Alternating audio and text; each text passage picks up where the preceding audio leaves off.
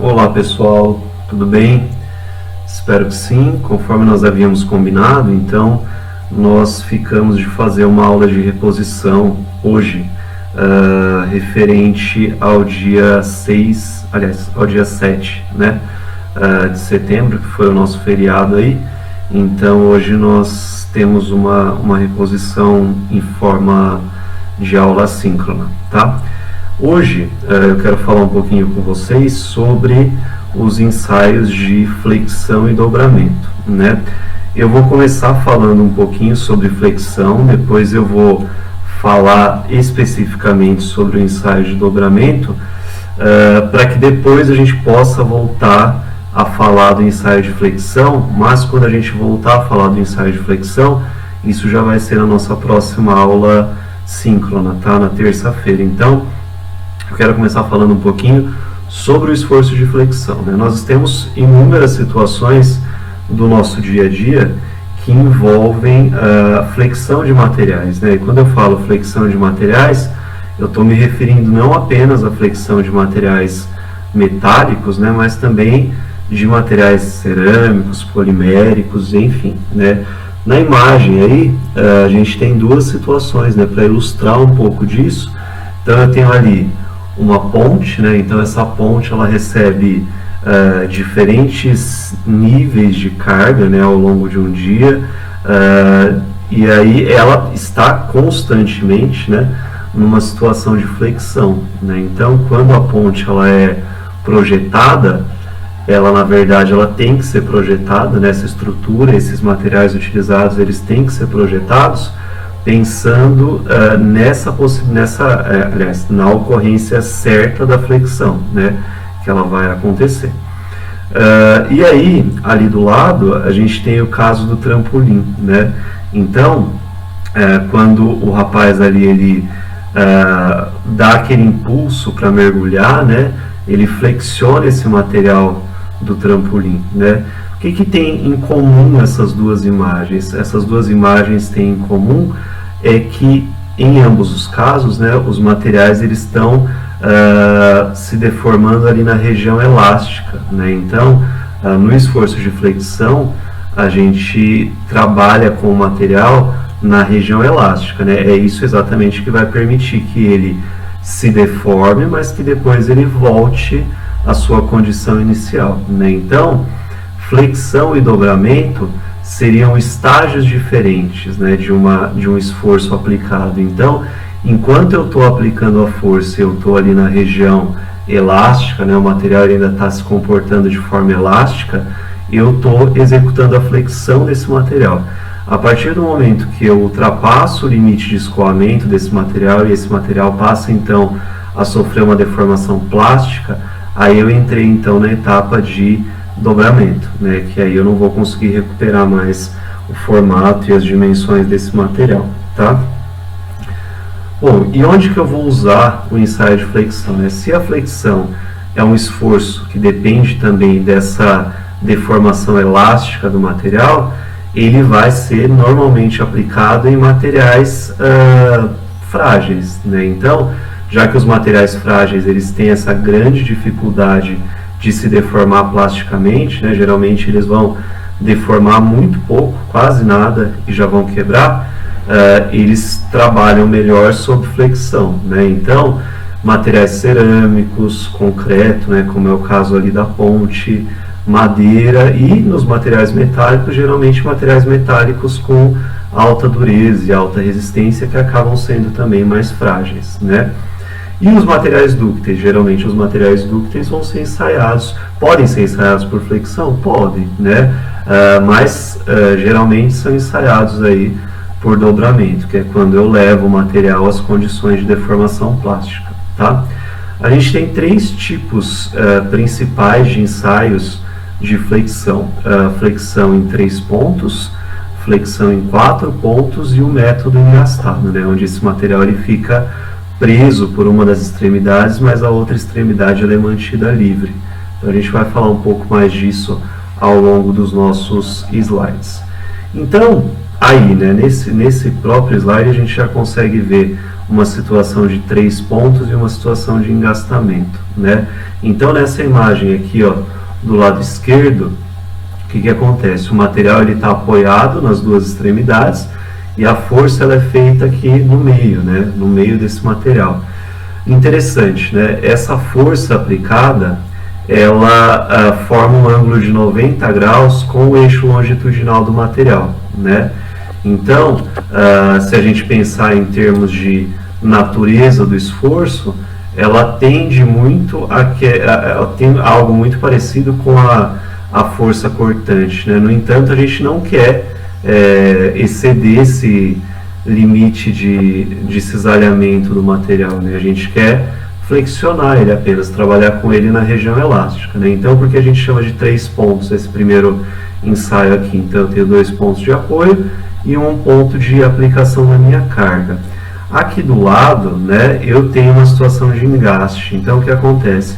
O material está preso por uma extremidade, a outra extremidade ela está livre, né, e aí recebe um esforço aqui.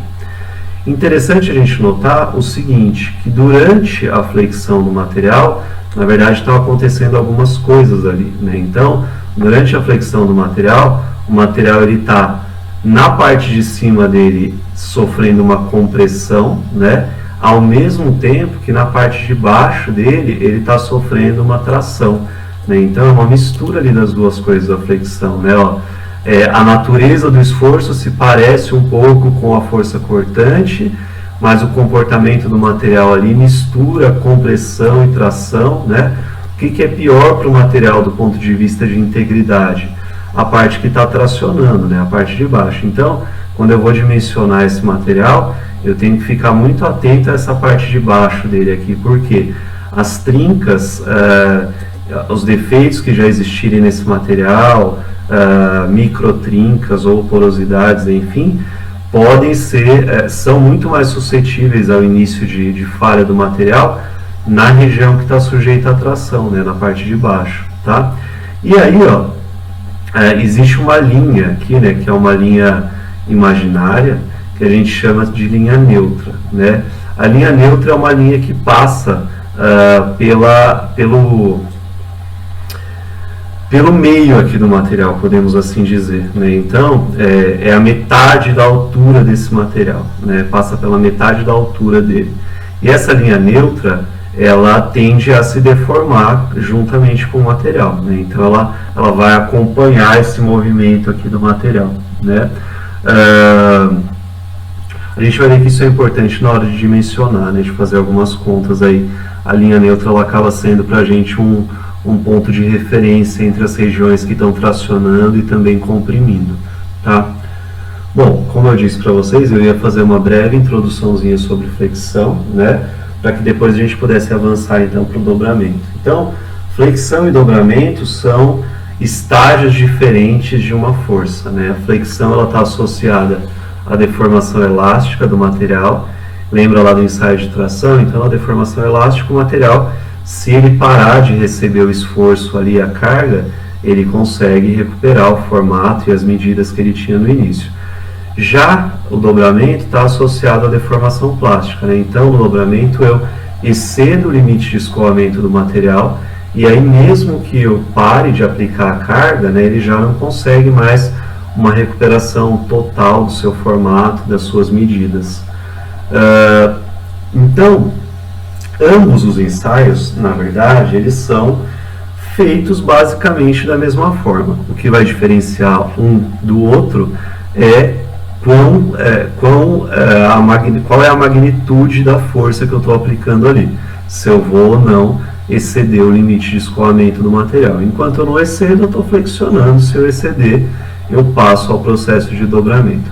Esse ensaio a gente consegue fazer na máquina de ensaios universal, né? Então, aquela mesma máquina que faz o ensaio de tração, que faz o ensaio de compressão, de cisalhamento, que são testes que a gente já conversou, a gente consegue fazer também desde que a gente tenha o dispositivo aí para acoplar lá na máquina, né? Então, o mais simples de todos consiste em 2 roletes, né? Então, aqui um rolete, outro rolete, e um cutelo, né? Esse cutelo ele vai ser responsável aí pela aplicação da carga, né? Esse cutelo ele tem o formato semicilíndrico, enquanto os roletes eles têm formatos cilíndricos, né?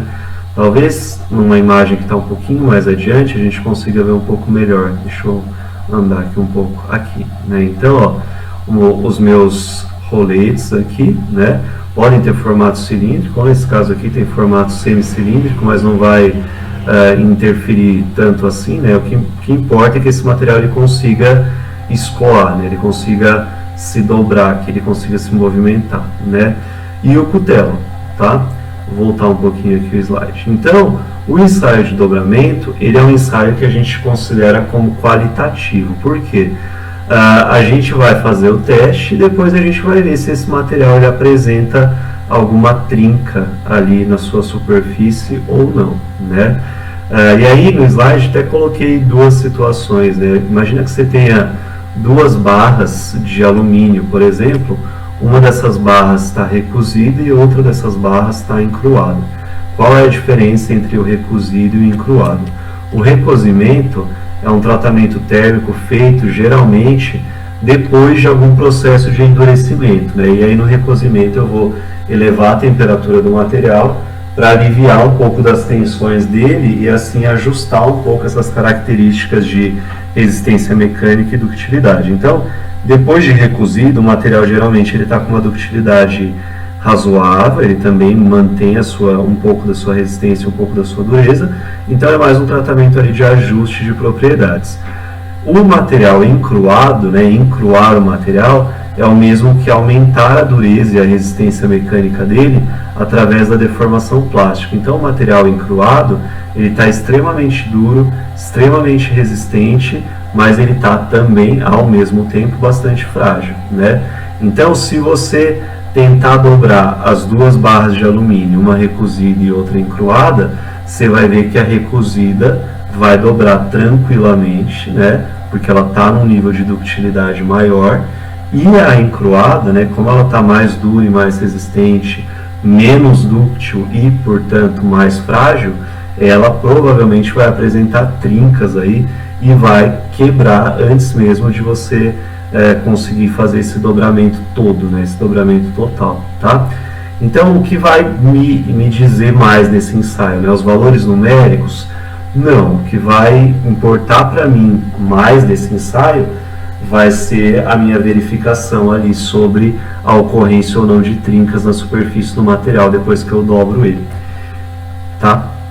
Então, ó, imagine que você tenha um tubo, né, ou mesmo um corpo de prova de seção transversal circular ou retangular, enfim, né, que pode ser, como eu disse, maciço ou tubular, né? Enfim, você pode ter diferentes formatos aí de seção transversal. Esse material ele vai ser apoiado aqui sobre os seus roletes, né? E aí o cutelo geralmente é posicionado aqui na metade do comprimento do material, e esse esforço ele vai ser feito nesse sentido, né? Perpendicular ao eixo longitudinal do material. Vejam, como a gente falou no começo, a parte de baixo está sendo tracionada e a parte de cima está sendo comprimida. Depois do teste, qual a região que eu vou verificar? Posso verificar as duas, mas se tiver que aparecer alguma trinca, geralmente vai aparecer na região tracionada, né? Ela é mais crítica para o meu material, tá? Aqui, né, só coloquei para ilustrar duas imagens, né? É um teste aqui de vergalhão desses usados na construção, né? Então dá para fazer um teste de dobramento com ele. E aqui um material de seção transversal um pouquinho diferente, né? Um material maciço também sendo dobrado, tá? Então, ó, o equipamento, eu preciso só do dispositivo para acoplar aqui, né? Em ambos os casos eu estou usando ali, está sendo usado ali a máquina de ensaios universal, e eu tenho o cutelo aplicando a carga no centro ali do meu material, né? E ele biapoiado. Isso seriam situações de 3 pontos, tá? Então, ó, 1, 2, 3, tá? O que vai, né, já que eu disse que a carga no ensaio de dobramento, ou mesmo a tensão que o material suporta sem trincas, não são as coisas, os parâmetros aí que eu vou usar, né? O que vai determinar a severidade do meu ensaio é o ângulo de dobramento, né? Geralmente esses ângulos vão variar entre 90, 120 e 180 graus, né? Qual é o mais crítico? 180 graus. Então, quanto maior esse ângulo de dobramento, mais crítico, né, para o material ali. E aí, depois que eu dobro o material, eu verifico então se existem trincas, fissuras ou mesmo fendas ali na superfície desse material, tá? Esses ensaios de dobramento a gente consegue ainda, né? Eu mostrei o de 3 pontos, o de 4 pontos não seria tão diferente assim, né? O de 4 pontos, acho que eu não coloquei imagem, mas eu tenho 2 pontos de apoio e o meu cutelo aqui em cima eu tenho como se eu tivesse 2 cutelos forçando, né? Então é um pouquinho diferente, né? Eu tenho 4 pontos de contato ali, mas a gente consegue separar, né, os testes de dobramento em 3 grupos, basicamente. A gente tem uma situação de ensaio não guiado, né? Ou seja, não existe ali nada que direcione a minha deformação, como esse caso aqui da primeira figura. Eu tenho situações de ensaio semi-guiado, né? Então aqui, no caso do engastamento, está preso de um lado, livre do outro. Então tá semi-guiado ali pelo meu cutelo, né? E aqui, nesses casos aqui de baixo, nesse caso de baixo, né, que eu estou mostrando 3 estágios diferentes, nesse caso aqui de baixo a gente considera um dobramento guiado, né? Então, ó, não guiado, semi-guiado e guiado, né? Então aqui o dobramento ele vai necessariamente acontecer aqui entre os 2 rolês, né? E aí uma aplicação interessante é o caso do dobramento de elementos soldados, né? Então, quando eu faço o dobramento de um material soldado, seja esse material retirado de uma chapa ou de uma tubulação, eu vou avaliar o que a gente chama de alongamento da face de solda, né? O que seria isso? Imagina, você tem um material, esse material ele está soldado ali, essa solda ela tem um comprimento inicial, né? Depois que você faz o teste, essa solda vai ter um comprimento final, né? E aí, esse comprimento final, menos comprimento inicial, sobre comprimento inicial, que lembra muito a nossa equação lá de deformação, lá do ensaio de tração, né? Multiplicado por 100 vai me dar o que a gente chama de alongamento da face de solda. E aí eu tenho que avaliar isso dependendo da aplicação, né? De onde eu vou usar esse material. E aí tem algumas especificações para alongamentos de faces soldadas aí, possíveis, dependendo de onde esse material ele vai ser utilizado, tá? Aqui, né, a verificação feita após o ensaio de dobramento, né, a gente consegue ver lá se ocorrer alguma trinca, vai estar perceptível ali a olho nu, né? Então, ó, a região soldada aqui, eu vejo uma trinca grandona aqui também, e aqui também, né, bem na interface aqui entre metal de base e a solda, né? Coloquei um vídeo aqui, e aí depois vocês podem dar uma olhada, um vídeo curtinho, né, 50 segundos aí, do pessoal fazendo um teste de dobramento num elemento soldado, né. É legal o vídeo, dá pra gente ter uma noção, pelo menos, do que acontece no ensaio de dobramento, tá? Bom, era isso. Vamos voltar a falar do ensaio de flexão, mas eu quero falar do ensaio de flexão em aula, porque o ensaio de dobramento ele é qualitativo, como a gente viu, então a gente não vai ter contas aí para fazer, nem nada do tipo, mas o ensaio de flexão ele é um ensaio quantitativo, então como a gente vai mexer com algumas contas, eu quero falar disso ao vivo na nossa aula da terça-feira. Então eu vou deixar uma atividade da aula de hoje, né, para que vocês me entreguem, mas ela não vai valer nota, ela vale apenas a presença da aula de hoje, tá bom? Bom, pessoal, é isso. Obrigado. Bom final de semana para vocês. Nos vemos na terça-feira. Até mais.